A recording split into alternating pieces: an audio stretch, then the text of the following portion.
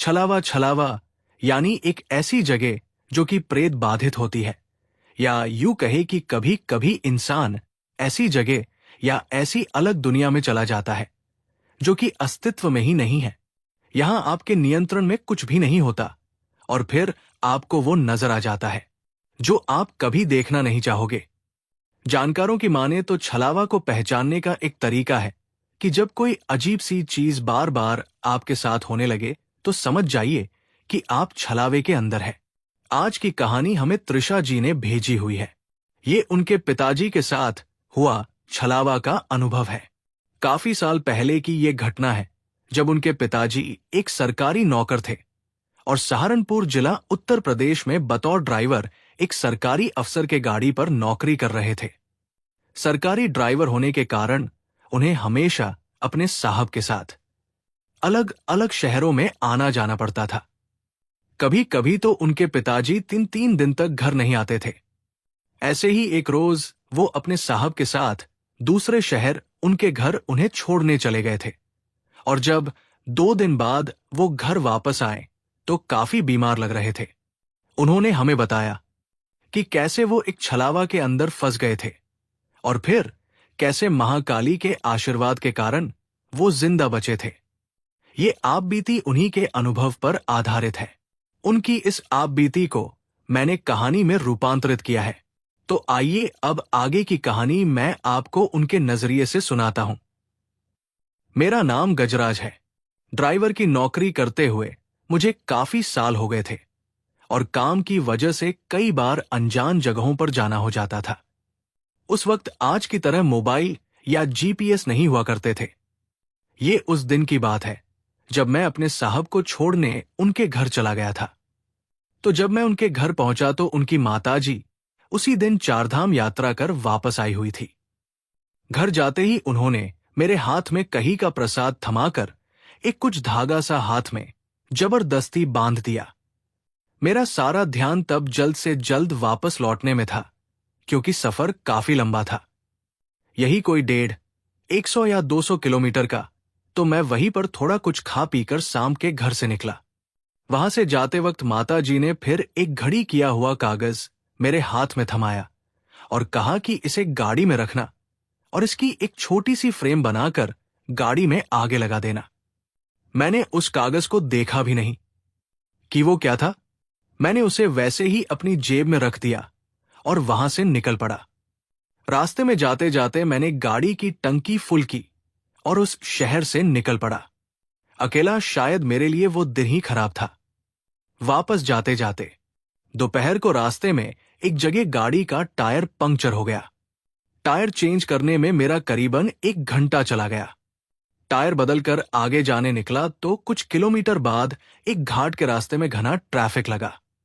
आधे घंटे तक तो गाड़ी एक ही जगह पर खड़ी थी। पूछताछ की तो पता चला कि आगे कहीं रास्ते में एक्सीडेंट हुआ है। उस वक्त मुझे अपने आप पर भी बहुत गुस्सा आ रहा था। मेरा काफी वक्त बर्बाद हो गया था और अब ऊपर से ये ट्रैफिक शाम का वक्त हो चला था। ठंड के दिन थे तो आसपास ठंड भी बढ़ने लगी थी। करीबन आधे घंटे बाद गाड़ियां धीरे धीरे आगे सरकनी शुरू हो गई। कुछ आगे जाने पर मुझे वहीं पर पहाड़ियों में रहने वाले कुछ लोग अपने परिवार के साथ जाते हुए नजर आ गए। मैंने उन्हें आवाज और पूछा कि आगे कितना ट्रैफिक है। उनमें से एक आदमी ने पीछे देखते हुए कहा, ठीक से तो पता नहीं, लेकिन काफी लंबी कतार दिखाई पड़ रही है। सच कहूं तो उस वक्त मुझे आराम की जरूरत थी क्योंकि लगातार गाड़ी चलाने के कारण मैं बहुत थका हुआ था। मैंने फिर उनसे पूछा यहां से निकलने का कोई दूसरा रास्ता। उस आदमी ने जवाब में कहा, नहीं, यही एक रास्ता है। मैंने निराशा भरे स्वर में उन्हें धन्यवाद दिया और वो लोग आगे चले गए।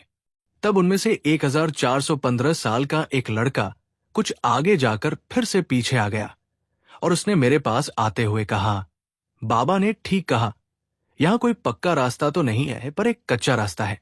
हम जीस कच्चे रास्ते से चल रहे हैं ना, उस रास्ते पर गाड़ी उतार दो तो आपको नीचे से थोड़ा घूम कर जाना पड़ेगा। कुछ गांव और जंगल का क्षेत्र लगेगा पर आप यहां से काफी आगे निकल जाओगे। इतना कहकर वो फिर उनकी पहाड़ी बोली बोलते हुए आगे चला गया। कुछ देर सोचकर और चिढ़कर मैंने गाड़ी को सड़क से कच्चे रास्ते पर उतार दिया और उसी कच्चे रास्ते से आगे जाने लगा।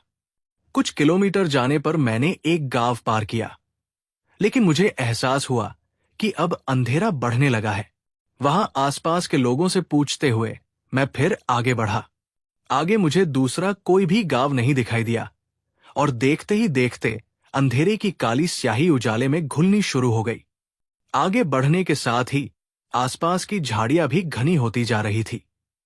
शायद ये वही जंगल का इलाका था जिसके बारे में उस लड़के ने मुझे बताया था।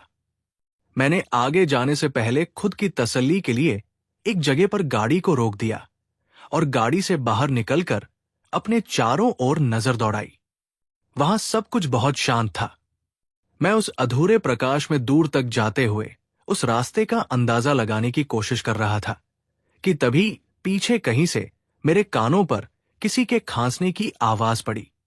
एक बुजुर्ग सा इंसान थपेड़ों में से पगडंडी के रास्ते कहीं जा रहा था। मैंने उन्हें आवाज दी और दौड़ता हुआ उनके पास चला गया।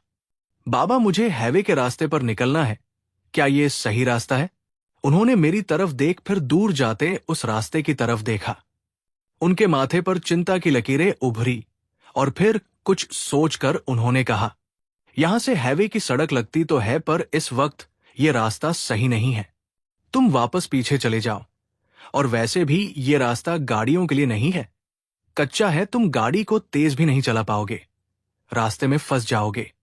उस वक्त मेरे दिमाग में सिर्फ यही चल रहा था कि पहले से ही काफी वक्त बर्बाद हो गया है और अब ये आदमी उसे 10 से 12 किलोमीटर वापस जाने के लिए कह रहा है।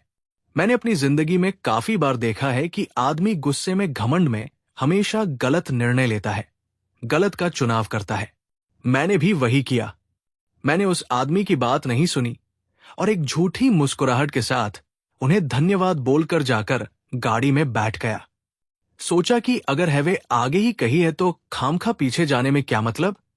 मैंने सीधे गाड़ी चालू की और उसी रास्ते से जाने लगा। मैंने पीछे भी देखा तो वो बुजुर्ग वही खड़े होकर मुझे देख रहा था। अब रास्ता खराब होने के कारण मैं उस वक्त 30 की स्पीड से गाड़ी चला रहा था। देखते ही देखते रात हो गई। आसपास का सब कुछ काले घने अंधेरे में डूब गया। ठंड के कारण आसपास कोहरा भी बहुत ज्यादा बढ़ गया था। मैंने हेडलाइट शुरू की और उस कोहरे से भरे अंधेरे को काटते हुए मेरी गाड़ी धीरे धीरे आगे बढ़ रही थी। अचानक से कोई चीज बहुत जोर से मेरी गाड़ी से टकरा गई।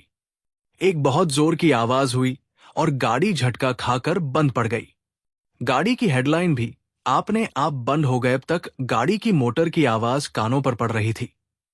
शायद इसलिए आसपास के अंधेरे का गहरे सन्नाटे का एहसास नहीं था, लेकिन गाड़ी बंद पड़ते ही सब तरफ सन्नाटा छा गया।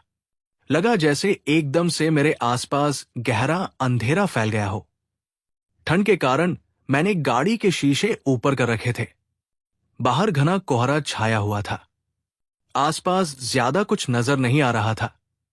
अचानक हुए टकराव से डर के मारे मेरी सांस तेज हो गई और मेरा दिल जोर जोर से धड़कने लगा।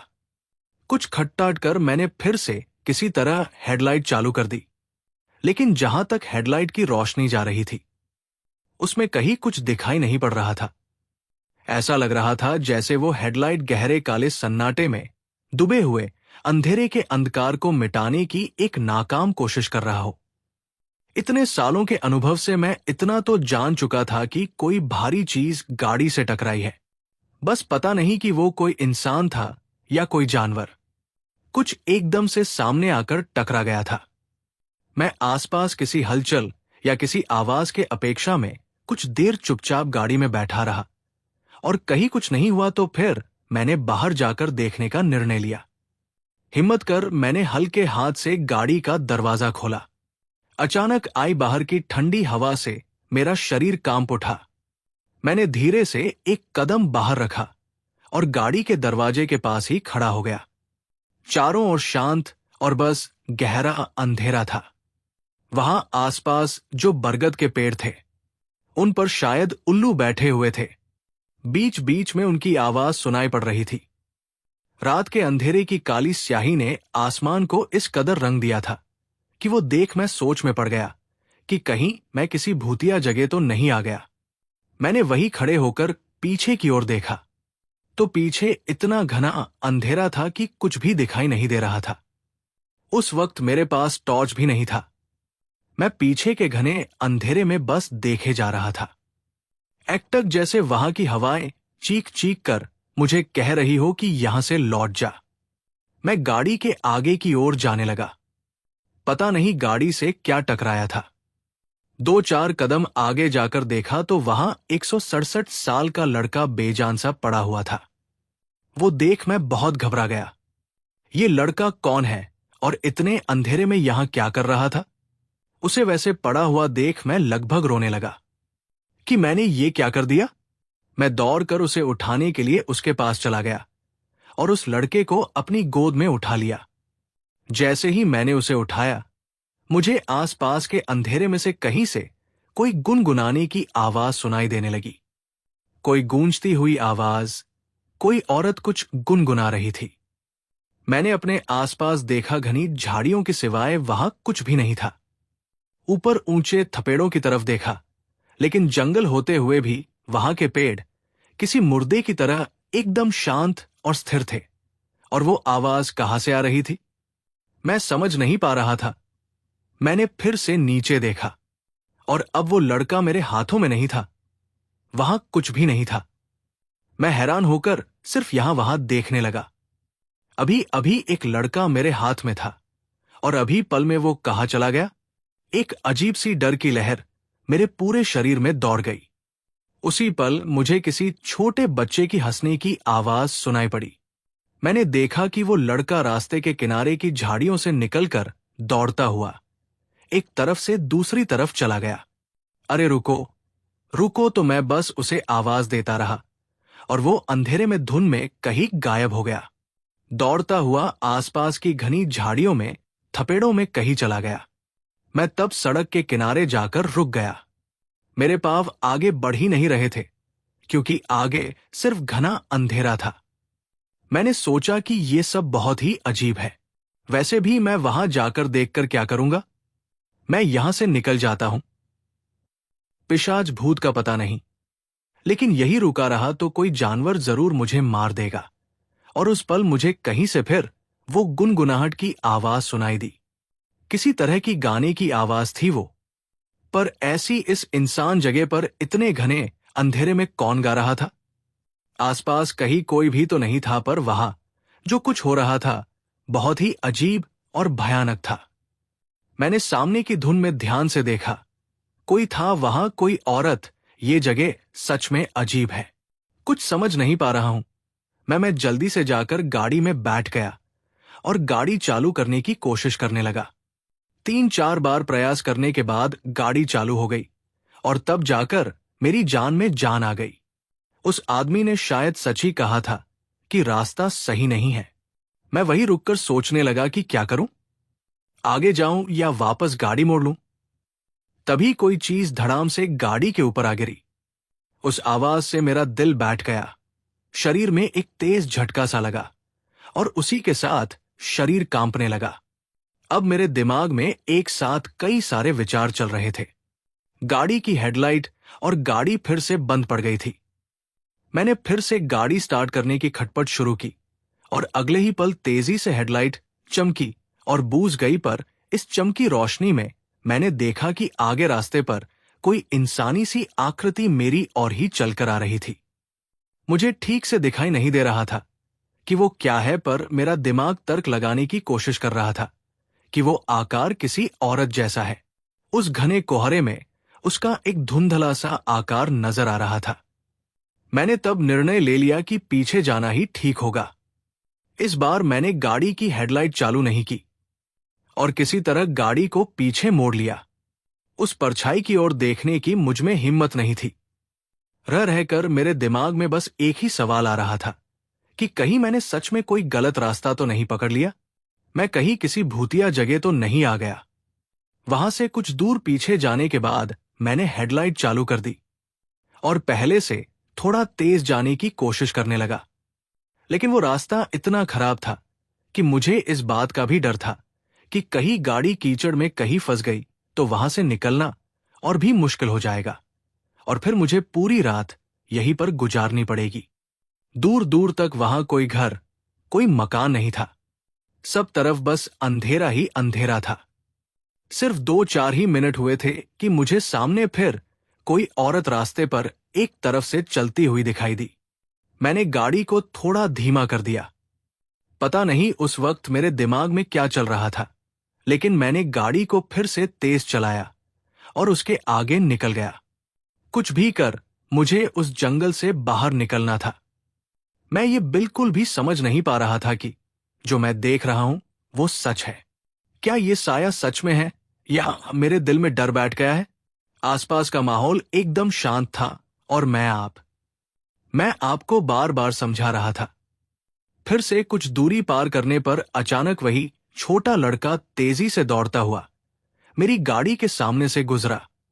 उसे सामने आता देख मैंने गाड़ी को एकदम से ब्रेक लगाया। न जाने मेरे साथ क्या क्या हो रहा था। पता नहीं ये लड़का, ये औरत कौन थी और ये दोनों यहां क्या कर रहे थे, वो भी इस घने जंगल में। इतने अंधेरे में मैं गाड़ी को आगे भगा था। तभी वही औरत झाड़ियों में से आकर मेरी गाड़ी के सामने खड़ी हो गई। इस बार मैंने गाड़ी की हेडलाइट बंद नहीं की। मैं देखना चाहता था कि आखिर वो क्या कर रही है। वो बस रास्ते के बीचों बीच खड़ी थी, चुपचाप। और फिर उस औरत ने सिर्फ अपनी गर्दन घुमाकर बड़े अजीब तरीके से मेरी ओर देखा। वो तब कुछ गुनगुनाने लगी थी। उसकी हल्की सी आवाज मेरे कानों पर पड़ रही थी। उस औरत का चेहरा काफी जुर्रत से भरा हुआ था। हेडलाइट की रोशनी में झुर्रियां साफ साफ दिखाई दे रही थी और बाहर की ओर निकली हुई भूरी आंखें एकदम खुली हुई चमक रही थी। उसकी चमड़ी किसी छिपकली की तरह थी, पीली और कहीं लाल। बड़ा ही अजीब सा दृश्य था वो। मुझे समझ में नहीं आ रहा था कि मैं क्या करूं। वो एक भयानक सी मुस्कान के साथ कुछ अजीब सा गुनगुनाए जा रही थी। एक अनजान डर मेरे दिल में घर कर रहा था। लग रहा था जैसे कुछ डरावना होने वाला है। फिर अचानक से गाड़ी की मोटर और हेडलाइट बंद हो गई। घबराकर मैंने कुछ खटखटाहट कर हेडलाइट चालू की और देखा तो अब सामने से वो औरत कहीं गायब हो गई थी। वो देख मैंने थोड़ी राहत की सांस ली, पर तब अचानक से मुझे बहुत गर्म होने लगा। आसपास भयानक ठंड होने के बावजूद भी मुझे पसीना आ रहा था। मैंने गाड़ी चलाने की कोशिश की, लेकिन ब्रेक एक्सक्लेटर दबाने तक की मेरे पैरों में ताकत नहीं थी। लगा जैसे मेरा ब्लड प्रेशर बढ़ रहा हो। मुझे एकदम से सांस लेने में तकलीफ होने लगी। मेरे शरीर पर किसी तरह का दबाव बढ़ता जा रहा था। ऐसा लगने लगा जैसे मैं किसी भट्टी के अंदर बैठा हूं। धीरे धीरे मेरा दम घुटने लगा। मैंने अपने तरफ की दरवाजे की कांच नीचे की और बाहर सर निकालकर भर भर के सांसें लेने लगा। गाड़ी से बाहर निकलने की तब भी मुझ में हिम्मत नहीं थी। मुझे और तकलीफ होने लगी तो मैंने दूसरी तरफ का कांच भी नीचे किया और तब मुझे एहसास हुआ कि पीछे की सीट पर कोई बैठा है और वो मुझे ही घूर रहा है। आंख के कोने से मुझे वो नजर आ गई थी, पर फिर भी पीछे मुड़कर देखने की मेरी हिम्मत नहीं हुई। उस एहसास से मैं एकदम सीधा बैठ गया, स्टीयरिंग पर दोनों हाथ रख दिए। अब मेरा शरीर हद से ज्यादा कांपने लगा था। दिमाग जैसे सुन्न सा हो गया। मैं उसकी बारीक से बारीक हलचल को मैं महसूस कर पा रहा था। गाड़ी में एक हल्की पीली लाइट जल रही थी और उस पल मुझे पीछे से फिर वही गुनगुनाने की आवाज आने लगी। मैं थर थराता हुआ, कांपता हुआ बस बैठा रहा। मैंने तिरछी नजर से उसे देखने की कोशिश की। वो कोई विधवा औरत थी। बदन पर सफेद साड़ी थी, बाल खुले हुए थे, माथा एकदम सफेद था। चेहरा रूखा, सूखा और चमड़ी एकदम छिपकली जैसी, और चेहरे पर कोई भाव नहीं, लेकिन उसकी नजरें मुझ पर टिकी हुई थी। उस डरावने एहसास से मेरे शरीर पर बार बार रोंगटे खड़े हो रहे थे। लगा जैसे शरीर वहीं पर जम गया हो। मैं उससे पूछना चाहता था कि तुम कौन हो, मेरे पीछे क्यों पड़ी हो, लेकिन गले से आवाज ही नहीं निकल रही थी। मैं बस चुपचाप बैठा रहा। फिर अचानक से उसकी आवाज आनी बंद हो गई। मैं भी थोड़ा चौकन्ना हो गया। एकदम सीधा बैठ गया। मेरी गर्दन एकदम सीधी सामने की ओर थी। पीछे से उसके सरकने की हलचल की आवाज सुनाई दी। मेरा पसीना पानी की तरह बहने लगा था। मैं समझ गया कि ये कोई प्रेत या चुड़ैल है। ये सोचकर मेरा शरीर एक बार गई। फिर से कांप उठा। मेरी सांस अब फूलनी शुरू हो गई थी। मन ही मन में मैं भगवान का नाम जपने लगा। पता नहीं कैसे पर मैंने कभी मां काली का नाम नहीं लिया था और ना ही माता काली को मैं पूछता था। लेकिन उस वक्त मैं अपने आप ही मां काली का नाम जपने लगा। मैंने अपनी तसल्ली के लिए एक बार उसे देखना चाहा और हल्के से नजर उठाकर सामने मिरर में देखा। वो भी मिरर में मुझे ही देख रही थी। उस पल हम दोनों एक दूसरे को देख रहे थे और वो औरत हल्की सी डरावनी मुस्कान देकर मंदा मंदा खिंची खिंची सांस लिया हंसने लगी। उसकी उस शैतानी भयानक नजर को देख मेरा खून एकदम से ठंडा पड़ गया। अजीब सी सरसराहट मेरे अंदर दौड़ गई। उस नजर में मौत का भय था और वो अपना मुंह पूरा खोल के हंसते हुए अपनी बड़ी बड़ी आंखों से मुझे घूरने लगी। वो सब कुछ सहना मेरे लिए बहुत मुश्किल था। मैंने किसी तरह गाड़ी का दरवाजा खोल बाहर जाने की कोशिश की और फिर मुझे महसूस हुआ कि मेरा शरीर बेजान सा हो गया है। मैं उठने की कोशिश में गाड़ी के सीट से नीचे लुढ़क गया और लुढ़कते हुए रास्ते से नीचे चला गया। मैं किन्हीं पैरों के पास पड़ा हुआ था। पता नहीं वहां क्या था। मैंने ऊपर देखने की कोशिश की, लेकिन मेरी नजर धुंधली होती गई। वो गुनगुना हट दूर कहीं से अब भी कानों पर पड़ रही थी। मुझे लगा कि मेरे पास वही चुड़ैल खड़ी है। मैंने अपनी आंखों पर जोर डाला लगा, जैसे आंखों के सामने तेज रोशनी से हो गई है, जैसे एकदम घना कोहरा छा गया हो। और मैं उस तेज प्रकाश को देख नहीं पाया और वही पड़े पड़े अपना होश खो बैठा। फिर जब मुझे होश आया तो मैं किसी पुराने बिस्तर में एक घाट पर सिकुड़ के लेटा हुआ था। नजर उठाकर देखने की मुझमें जरा भी हिम्मत नहीं थी। पर एक अजीब से एहसास से कुछ देर बाद मैं झटके से उठकर बिस्तर में बैठ गया और उठते ही मैंने गहरी सांस लेना शुरू किया। मैंने वहां जो भी देखा था वो सब कुछ वहां से गायब हो चुका था। फिर मैंने देखा कि मेरे बाजू में एक आदमी खड़ा था। ये वही आदमी था जो शाम के वक्त मुझे रास्ते पर मिला था। उसने मुझे काली चाय जैसा कुछ पीने को दिया और गंभीर आवाज में कहा, पिलो इसे बुखार उतर जाएगा। मेरे हाथ तब भी थरथरा रहे थे। मैं किसी तरह दीवार के सहारे उठकर बैठ गया और उस काले पीले पानी को पीने लगा। फिर वो आदमी भी एक जगह पर बैठ गया और एक गहरी सांस लेकर उसने कहा, मैं तुम्हारी लाश को ढूंढने जंगल में गया था पर देखा कि तुम्हारे सांसें चल रही थी, इसलिए फिर तुम्हें उठाकर यहां लेकर आया। वो चुड़ैल किसी को जिंदा नहीं छोड़ती, पर तुम्हारी शर्ट की जेब में खुश था, जिसने कल रात तुम्हारी जान बचाई है। उनकी बात सुनकर मैं शर्मिंदा था, क्योंकि उन्होंने मुझे चेतावनी दी थी और कहा था कि ये रास्ता सही नहीं है। फिर उन्होंने मेरी तरफ देखते हुए एक कागज खोलकर मुझे दिखाया, जिसमें मां काली की तस्वीर थी और उन्होंने कहा, यही है जिसके कारण कल तुम्हारी जान बच गई है। वो वही कागज था जो हमारे साहब के माताजी ने मुझे गाड़ी में रखने के लिए दिया था। मां काली की एक छोटी सी तस्वीर थी। वो उस तस्वीर को देख मैंने अपनी आंखें बंद कर ली और मां काली की तस्वीर को प्रणाम किया। और तब रात का वो सब मंजर किसी तस्वीर की तरह मेरी आंखों के सामने से सरकता चला गया। सबसे आखिर में मैं जिन पैरों के पास पड़ा था, वो पैर गहरी नीली रोशनी से चमक रहे थे। पता नहीं वो क्या था, पर मुझे विश्वास है कि वो जरूर मां काली के पैर थे या उनका कोई अंश था। शायद इसलिए मैं उन्हें देख नहीं पाया। मैंने उस आदमी को भी ये सब बताया। तब उस आदमी ने कहा कि किसी और की श्रद्धा के कारण आज तुम्हारी जान बच गई है। तुम्हारी अपनी श्रद्धा होती तो शायद माता तुम्हें दर्शन भी दे देती। माता के दर्शन करना इतना आसान होता तो कोई भी उसे आसानी से प्राप्त कर लेता, लेकिन मां तो मां होती है। वो अपने बच्चे को कभी तकलीफ में नहीं देख सकती। तुमने भले ही उसे अनजाने में पुकारा होगा, लेकिन वो तुम्हें बचाने वहां आ गई थी। अब चुड़ैल की कहानी भी कुछ उस तरह की है। काफी साल पहले उस चुड़ैल ने आसपास के गांव के लोगों का जीना हराम कर दिया था। मतलब तब वो चुड़ैल नहीं थी, लेकिन उसका दिमाग ठिकाने पर नहीं था। आए दिन वो लोगों से झगड़ा किया करती थी। किसी भी बात पर मरने मारने पर उतर आती थी। उसका पति उसे बहुत समझाता था, पर वो खुद उसे समझाकर थक गया था।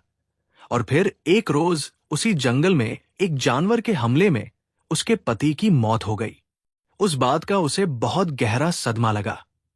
लोगों को ये लगा कि शायद अब ये सुधर जाएगी, पर वो तो और भी पागलों जैसे करने लगी। फिर उसके कुछ दिनों में उसका बेटा कहीं गायब हो गया। उसे लगा कि गांव के लोगों ने जानबूझकर उसे तकलीफ देने के लिए बेटे को गायब किया है। पर किसी ने उसके बेटे को जंगल की तरफ जाते हुए देख लिया था। जब उसे ये पता चला तो वो भी अपने बेटे को ढूंढते हुए जंगल की ओर चली गई, और फिर वो दोनों कभी वापस नहीं आए।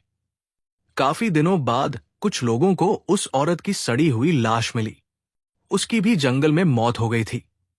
उसके बेटे का तो कहीं पता नहीं चला। फिर अचानक एक रोज वो चुड़ैल लोगों को दिखाई देने लगी। रात रात में वो आसपास के गांव में घूमती रहती थी, कुछ गुनगुनाती रहती थी। उसके आने से पूरे गांव में एक तरह की मनहूसियत फैल गई थी। गांव के लोगों को रात रात में आसपास से अजीब अजीब आवाज सुनाई देने लगती। जो भी जंगल में फंस जाता था, उसके साथ जरूर कुछ ना कुछ बुरा होता था। खासकर रात के अंधेरे में वो एक भटकती आत्मा है। इसलिए फिर गांव के पंडितों ने उस जंगल को चारों ओर से अग्नि से बांध दिया, मंत्र वाधित कर दिया, जिससे कि उन दोनों की आत्मा अपने दायरे में रहे। और आज भी लोगों को वो जंगल में घूमती फिरती दिखाई देती है। कहते हैं कि आज भी वो अपने बेटे को जंगल में ढूंढ रही है, पर माता का आशीर्वाद रहा था, इसलिए मुझे कुछ हुआ नहीं। दोस्तों, उस आदमी की कही बात पूर्ण रूप से सच थी। कभी कभी हम लोग बहुत ही बुरे हालात में फंस जाते हैं और हमारा दिमाग काम करना बंद कर देता है। हम ईश्वर में भी विश्वास नहीं करते, पर उस दिन के बाद से मेरा ईश्वरीय शक्ति में विश्वास और ज्यादा बढ़ गया है। अगर उस वक्त मैंने जाने अनजाने में मां का नाम न लिया होता, तुमने जाने मेरे साथ क्या हो जाता। और शायद यही कारण था कि मैं उस आत्मा के चंगुल से बच गया। उसी दिन तबीयत थोड़ी ठीक हो जाने पर मैं घर चला गया। मुझे 3-4 दिन तक बुखार रहा। जब मैं फिर काम पर गया तो मैंने अपने साहब को भी इस घटना के बारे में बताया। ठीक होते ही मैंने माता की तस्वीर को उस सरकारी गाड़ी में लगा दिया। जब मुझे फिर साहब की माताजी से मिलने का सौभाग्य मिला, तब तो मैं उनके पैरों में गिर पड़ा था, क्योंकि उस दिन उन्होंने मुझे मां काली की तस्वीर ना दी होती तो न जाने मेरे साथ क्या हो जाता। तब उन माताजी ने मुझे बताया था कि उन्हें वो तस्वीर रुद्रप्रयाग में सिद्धपीठ कालीमठ मंदिर से मिली थी। इसके बाद मैं खुद मां काली के दर्शन करने कालीमठ मंदिर चला गया था। महाकाली को समर्पित इस मंदिर में काली माता की कोई मूर्ति नहीं है, बल्कि यहां मां काली के एक श्रीयंत्र की पूजा की जाती है। इस यंत्र को नवरात्रि के 8वें दिन मंदिर से बाहर निकाला जाता है और मंदिर के मुख्य पुजारी द्वारा ही आंधी रात को श्रीयंत्र की पूजा की जाती है। कालीमठ मंदिर ये एकमात्र ऐसा मंदिर है जहां महाकाली के साथ साथ उनकी बहनें मां लक्ष्मी और मां सरस्वती के मंदिर भी देखने को मिलते हैं। कालीमठ मंदिर के इतिहास को लेकर ये मान्यता है कि देवताओं ने इसी स्थान पर मां काली की उपासना की थी। उपासना से प्रसन्न होकर देवी ने देवताओं को वरदान दिया था और उस समय दत्याधिपति रक्तबीज नामक राक्षस का प्रभाव तीनों लोकों में व्याप्त था। महाकाली ने इसी स्थान पर रक्तबीज नामक राक्षस का वध किया था और यहीं पर महाकाली मंदिर के गर्भगृह में समा गई थी। तब से यहां पर महाकाली श्री यंत्र की पूजा की जाती है। कालीशिला और कालीमठ मां भगवती की असीमित शक्ति पूंजी के रूप में स्थित है। कालीशिला मां काली का प्राकाट्य स्थल है, जो कालीमठ मां के अंतर्ध्यान स्थल के रूप में विख्यात है। यहाँ के लोगों में विश्वास है कि माँ दुर्गा शुंभ निशुंभ और रक्त बीज का संवार करने के लिए कालीशिला में 12 वर्ष की कन्या के रूप में प्रकट हुई थी और इसी स्थान पर शुंभ निशुंभ दैत्यों से परेशान देवी देवताओं ने मां भगवती की तपस्या की थी। तब मां प्रकट हुई और असुरों के आतंक के बारे में सुनकर मां का शरीर क्रोध से काला पड़ गया और इसी कारण उन्होंने विकराल रूप धारण कर लिया। मां ने युद्ध में दोनों दैत्यों का संहार कर दिया। ये भी किंवदंती है कि माता सती ने पार्वती के रूप में दूसरा जन्म इसी शिलाखंड में लिया था। वही कालीमठ मंदिर के समीप मां ने रक्तबीज का वध किया था और उसका रक्त जमीन पर न पड़े, इसलिए महाकाली ने मुंह फैलाकर उसके रक्त को चाटना शुरू किया। रक्तबीरशिला नदी के किनारे आज भी स्थित है और इसी शिला पर माता ने उसका सिर रखा था। कालीमठ मंदिर में एक कुंड है जो रजत पट श्रीयंत्र से ढका रहता है। शारदीय नवरात्रों में अष्टमी को इस कुंड को खोला जाता है। यहाँ की मान्यता है कि जब महाकाली शांत नहीं हुई तो भगवान शिव मां के चरणों के नीचे लेट गए और फिर जैसे ही महाकाली ने शिव के सीने पर पैर रखा, वो शांत होकर इसी कुंड में अंतर्धान हो गई। और इसलिए यहाँ के लोगों का यही मानना है कि महाकाली इसी कुंड में समाई हुई है। कालीमठ में शिव शक्ति स्थापित है। तो दोस्तों, ऐसी थी ये घटना और मां काली की महिमा। ये घटना आपको कैसी लगी मुझे कमेंट कर जरूर बताएं। और अगर आप ऐसी ही कहानियों सुनना पसंद करते हैं तो चैनल पर बने रहिए। डिस्क्रिप्शन में दिए लिंक से आप मेरी दूसरी कहानियों को सुन सकते हो और बने रहिए, मेरे साथ मिलते हैं अगले एपिसोड में ऐसी ही किसी डरावनी कहानी के साथ। तब तक के लिए धन्यवाद।